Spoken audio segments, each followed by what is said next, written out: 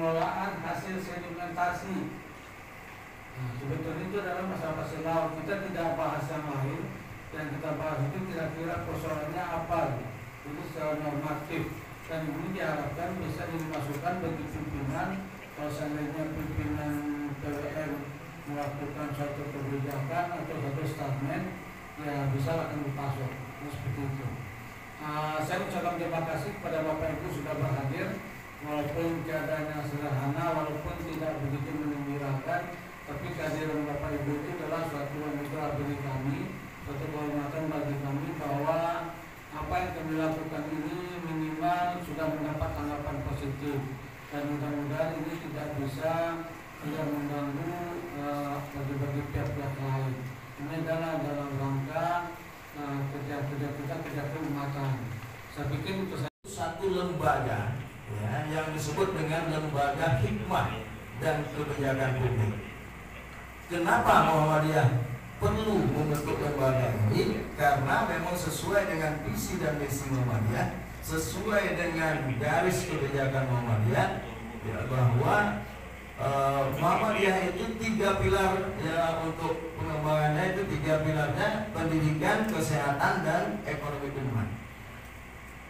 Menyangkut dengan ekonomi umat akan bersentuhan dengan kebijakan-kebijakan pemerintah ya di bidang politik. Jadi LHKP ini memang dibentuk dan isinya memang adalah para akademisi dan pemikir. Jadi Pak Kadis ya boleh disampaikan. Jadi di LHKP ini isinya adalah para akademisi dan pemikir ya, yang secara terus-menerus melaksanakan kajian mengenai berbagai isu-isu kebijakan nasional yang berkaitan dengan kehidupan rakyat banyak. Hari ini ya, isu yang diangkat adalah sedimentasi laut ya, yang bahasa vulgarnya hari ini sudah terbit peraturan pemerintah tentang mengizinkan kembali ekspor pasir laut. Nah, ini perlu kita kaji dulu. Jadi LHKP luar biasa cepat tanggap. Kami tentunya menyampaikan penghargaan kepada LHKP supaya ya walaupun peraturan pemerintah ini sudah terbit, ya perlu juga kita kaji, ya apa dan bagaimana. Sekurang-kurangnya nanti kita dengar dari para narasumber, sekurang-kurangnya ada apa tidak manfaatnya ya bagi rakyat kita, khususnya di Provinsi Kepulauan Riau ini. Ya kan? Kalau pasir-pasir laut itu dikeruk, diekspor, ya tentunya bagaimana? Ya silakan nanti didiskusikan. Ya, kalau ternyata manfaatnya untuk masyarakat lebih banyak, ya kita dukung, kan gitu. Tapi ternyata kalau seandainya nanti berdasarkan kajian-kajian ini, berdasarkan diskusi ini kita temukan mudaratnya lebih banyak daripada manfaatnya, ya kita rekomendasikan. Terima surat dari Menteri KKP untuk penunjukan mana-mana organisasi perangkat daerah yang akan masuk dalam tim kajian tersebut. Nah, itu yang penting. Yang ketiga, bahwa mari kita sama-sama jaga ini, karena urutan ekspor itu urutan yang keempat loh. Nah, urutan dalam negerinya tadi besar. Nah, benar nggak itu betul-betul itu? Jadi yang mesti dijaga juga ada satu permen nanti, permen untuk urutan dalam negeri dan ekspor. Itu yang dikawal. Nah, karena kata kawan-kawan yang punya IUP, kalau kita untuk kebutuhan dalam negeri saja IUP banyak kok. Pada hari ini yang megang IUP banyak sekali. Di kita itu IUP eksplorasi itu ada 9, operasi produksi itu ada 14. Kalau untuk kebutuhan dalam negeri ya pakai IUP ini aja. Tapi ini kan semangatnya kan bukan untuk penambangan. Nah itu yang kita pahami tadi. Yang ini semangatnya pembersihan sedimentasi, bahwa terjadi sedimentasi di laut secara alami untuk menjaga kesehatan ekosistem laut, dan ini dilakukan di mana-mana di negara lain juga dilakukan. Artinya bahwa ini sebenarnya bagi-bagi kerja. Kalau kegiatan penambangan itu kan sudah ditentukan wilayahnya di dalam itu final, tidak bisa bertambah lagi. Gubernur sudah tanda tangan dalam proses integrasi tata ruang laut dan tata ruang darat. Gubernur tidak akan mengubah RZ. Dalam RZ itu alokasi ruang laut untuk penambangan itu sudah ditentukan dan sekarang itu sudah full. Makanya di sana tadi ditegaskan ini di luar WUP, bukan di wilayah tambang. Dia juga bukan di wilayah alur, bukan di wilayah lingkungan kerja dan lingkungan kepentingan untuk pelabuhan, bukan juga di zona inti konservasi, kecuali untuk kepentingan sudah membentuk, Pak. Jadi situasi ini membuat dia menjadi hemostatik, seimbang, ya. Nah, karena keseimbangan itu sebenarnya terjadilah harmonisasi partikel di dasar itu, sehingga terjadilah padang lamun yang kondusif untuk batu karang dan produk-produk sedimentasi yang sebenarnya kata melihat sedimentasi ini partikel alaminya lebih unggul daripada kelayakan disebut sebuah sedimentasi. Kalau sedimentasi itu kan lebih mengarah kepada pengertian bahwa dia itu tidak diperlukan gitu, karena dia hasil sebuah sedimen. Sedimen itu adalah output dari sebuah kegiatan manusia ataupun kegiatan alam yang tidak diperlukan. Maka kami menduga ya, sebagai akademisi, mungkin definisi sedimentasi inilah yang digunakan oleh telah pemerintah eksekutif menerbitkan PP ini. Padahal kita tidak menemukan sedimentasi dalam konteks harus digunakan kata-kata pembersihan, kalau digunakan kata-kata diambil, kemudian kalau dia kalau itu dijual gitu ya. Itu kita nggak menemukan gitu dalam ilmu kelautan dan ilmu perikanan gitu ya. Yang betul apalagi ilmu lingkungan gitu ya. Jadi kalau lah dia itu dilakukan sebuah treatment, pengambilan, pengerukan dengan teknologi seperti alat-alat kapal itu, maka dia otomatis akan membuat beberapa hal menjadi tergerus, diantaranya ketergerusan dari sedimentasi. Ini maaf Pak ya, saya mungkin memang saya orangnya ya harus begitu Pak. Mungkin kalau lihat dulu, saya gitulah tipe saya, harus menyatakan itu kan. Jadi harap maaf kalau dia diambil dengan berat ini. Ini telah terjadi pada era 2000 ke bawah. Waktu itu sebelum Mbak Megawati jadi presiden itu dibolehkan. Dan itu kita lihat memang terjadi tingkat suspensi air laut tuh Pak, tingkat kekeruhan tuh suspensinya tinggi di laut Batam ini Pak, mulai dari Batam ya, apa nih? Pinang ya, mulai dari Selat Nenek di belakang nih, ya, tuh sampai ke tengah sedikit sampai ke Selat Durian, itu dulu suspensi tinggi Pak, waktu sebelum Megawati melarang pengerukan pasar laut dulu, ya. Jadi alat angkut itu mengambil mengeruk beberapa kondisi di dasar lautan sehingga dia menimbulkan berbagai macam konteks kegoncangan ekosistem laut, ya, merubah palung laut, ya, merubah tekstur dan kontur dasar lautan, ya. Nah itu menyebabkan terjadi perubahan mendasar dalam struktur lautan kita di Indonesia ini, ya. Jadi Singapura ini dulu dapat dari Riau ini terutama, dia meletak di Kecamatan Tanah Merah di depan Bandara Canggih itu Pak. Sampai sekarang belum ada bangun Pak. Itu alat itu pakai ini Pak, pakai jalur semprot. Pasti dibawa dari Riau, Batam, Terpinang, Batam, Tanjung Balai Karimun, dibawa disemprot sampai di depan Bandara Canggih itu. Saya juga lihat sana 2-3 kali. Masih baru mulai mau dibangunnya untuk menjaga kepadatannya, kepadatan tanah pasir Riau di sana, ya. Tapi kemudian oleh Megawati dihentikan. Kemudian beberapa bulan lalu kemudian ada keputusan untuk membolehkan kembali gitu. Jadi kita tidak usah apalagi ini di markas Muhammadiyah, memang harus berpikir kritis dan mau mengungkap, ya. Inilah markasnya untuk bicara apa adanya, dan kecuali kita bicara kantor saja kita kalau bicara di kantor dinas, ya. Jadi menurut saya dengan adanya beberapa fakta yang saya tunjukkan tadi, ya, tentang perubahan struktur lautan, dan saya kan gini, saya sebetulnya pengurus di beberapa organisasi di Jakarta, ada pengusaha itu, jadi pengusaha nggak tahu saya ahli lingkungan.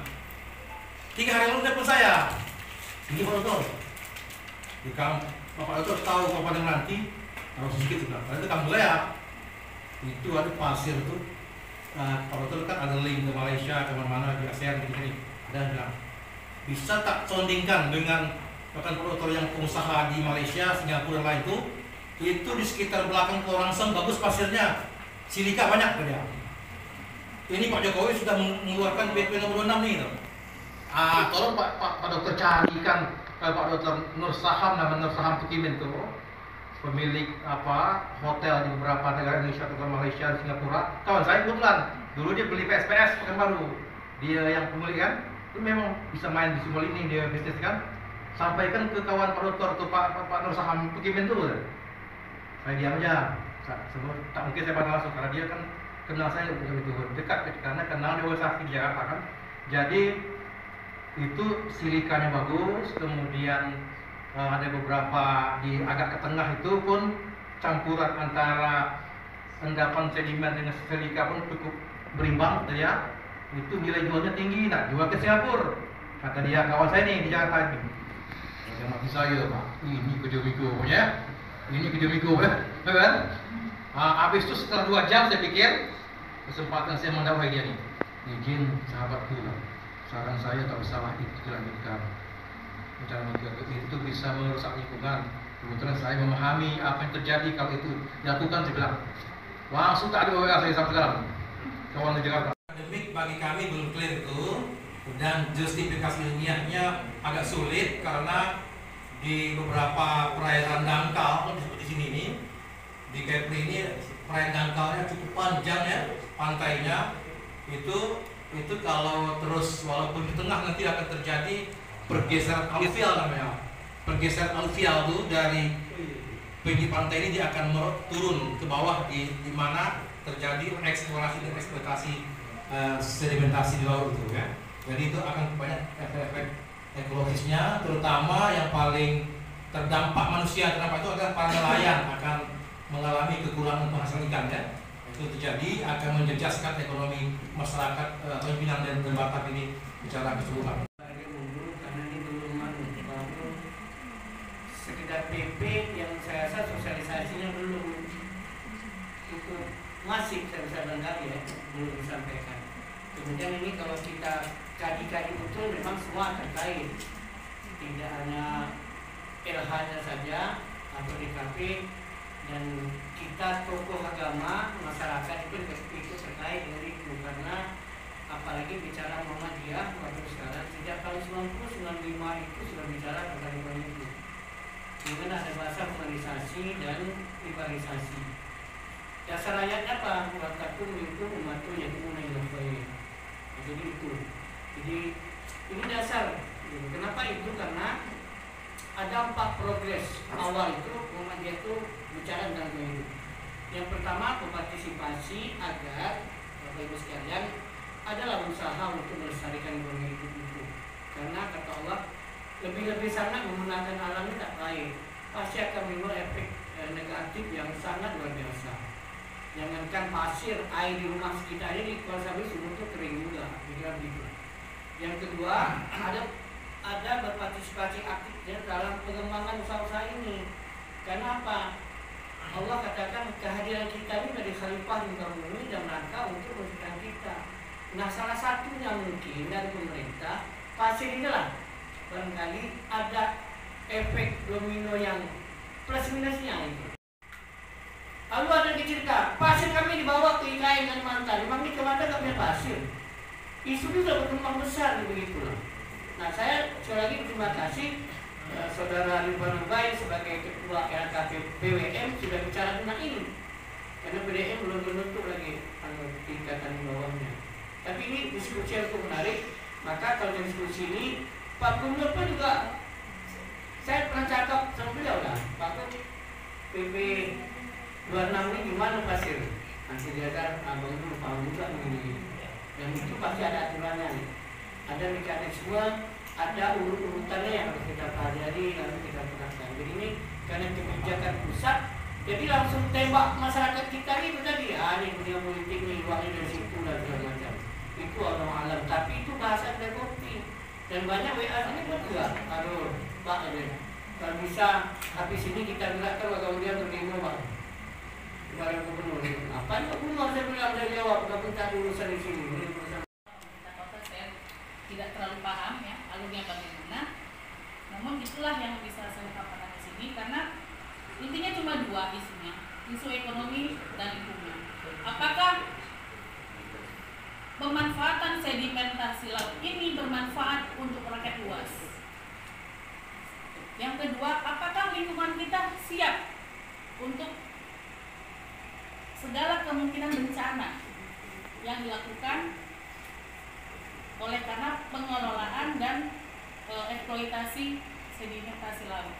Pertama, secara naskah akademik itu akan sulit untuk melakukan justifikasi secara saintifik secara ilmiah. Kedua, kita sudah bangkrut di daratan, hutan habis deforestasi, tambang, boksit kita di Gabok Singkep menyisakan lubang menganga korban jiwa. Udah dicampak dalam lubang boksit di Gabok Singkep. Apa hasilnya? Jadi kita sudah kalah di daratan, saya berharap jangan kalah lagi di lautan. Ini jelas tidak akan ada yang namanya itu, kalau itu alat teknologi yang masuk ke dalam itu dia tidak bisa membedakan mana itu konservasi, area konservasi, mana itu area yang harus dilindungi. Mereka akan mengeruk semuanya. Itu secara ilmiah tidak ada penjelasan itu. Berlawanan karena alam ini di bawah ini dia sudah settle, strukturnya sudah mapan, berimbang, ekologinya sudah bagus. Contoh coba lihat, kita nengok di dalam TV itu kan ada gambo padang laut di bawah kan bagus tuh, indah, sudah rapi, ada flora fauna di bawah itu yang cantik, ada pohon-pohon kecil di bawah itu, ada ikan yang lewat kan, itu sudah bagus sebenarnya. Jadi mau diapakan lagi? Tidak ada sedimentasi yang tidak dibutuhkan ke lautan. Ada itu kan sudah inherent, sudah kohesif, melekat dengan karang. Jadi karang ini dikelilingi juga oleh sedimentasi. Mereka oleh kehendak Yang Maha Kuasa terjadilah ciptaan yang seimbang, membentuk ikatan antara terumbu karang dengan sedimen, mengokohkan supaya karang ini tak goyang. Itu gunanya sedimen tadi. Dan itu juga akan di situ akan menjadi habitatnya kerang laut, masuk ke mutiara, itu habitatnya di sedimen itu. Ini makanan dia ya? Habitat dia, tempat tinggal dia. Jadi kalau itu dikerok pakai teknologi besar, itu akan memporak-porandakan rumah tempat tinggal mereka. Rumah tempat tinggal kerang, rumah tempat tinggal pari dasar laut, rumah tempat tinggal berbagai macam hewan laut ya. Itu mereka akan tergusur. Jadi di darat kita digusur, ya pun kita digusur gitu. Nah, ini sebenarnya secara ilmiah tidak ada penjelasan yang logis untuk membenarkan PP itu.